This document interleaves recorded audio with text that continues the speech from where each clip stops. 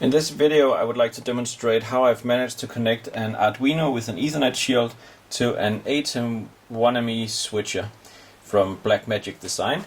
And just to give you an idea, the switcher is basically this 2-unit device. It's controlled via IP, so it's controlled using UDP packages. Over here we have a switch connecting the switcher to my laptop and the Arduino shield, and here we have the inputs. This is my camera you're seeing right now, and this is just a VGA input from a scaler. So over here, where the action is, I have configured this breadboard with 2 buttons for selecting input 1 and 2 to the preview bus. And right now you can see that input 2 has a green border around it, it's black. And when I press the first button right here, you will see that the preview bus switches to camera number 1. And if I press the second button, it goes back to camera 2.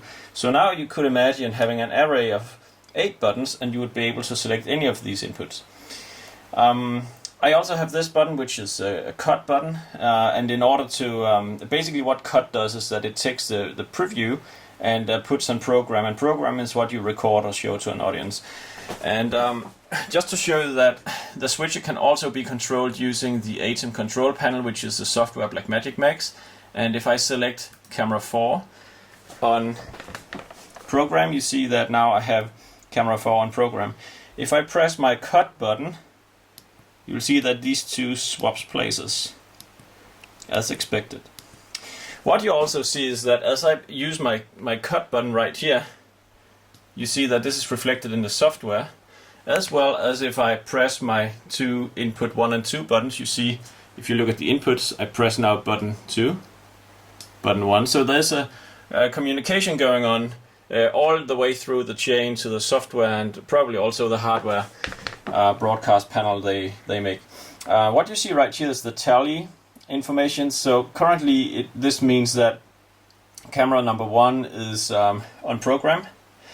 And what I could do is, if I select, for instance, camera 2 for preview, which is black though, when I cut between the two, basically they swap. Notice how the LEDs over here also swap, because this is the tally light for camera 2, so this is also implemented.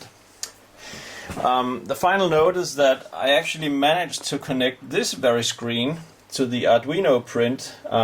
It has a touch screen inside, so in fact what I can do is I can select any input, and then I press the input, it goes to program.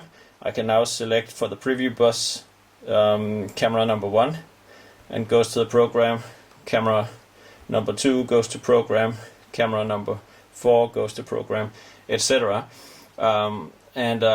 Yeah, I guess you will conclude if this is useful or not, but at least it seems to work, and it's all done by this little guy, which is pretty cheap, something like a $50 investment.